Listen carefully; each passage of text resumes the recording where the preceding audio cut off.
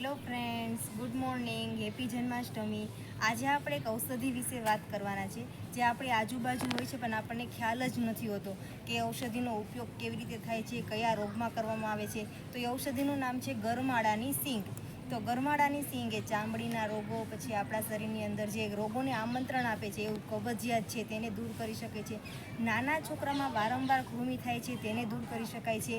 અને જે પાચન તંત્રને સ્ટ્રોંગ બનાવવા માટે, ઇમ્યુનિટી પાવર આપણો સ્ટ્રોંગ બને એના માટે ઉપયોગ થાય છે. ગરમાળાનો ઉપયોગ કેવી રીતે થાય તો કે ગરમાળાની સિંગ લેવાની છે. સિંગને તોડી અને એની અંદર ગળ હોય છે એ કપની અંદર નાખવાનો છે સાંજે, અને અંદર પાણીથી હલાવી અને સવારે નૈણા કોઠે એટલે કે ખાલી પેટે આપણે પી જવાનું છે. ગરમાળાની સિંગને ગુજરાતીમાં ગોળની સિંગ પણ કહેવામાં આવે છે. જો આ ઋતુની અંદર સિંગ જોવા મળે છે પણ સિંગની અંદર ફૂલ જોવા નથી મળતા.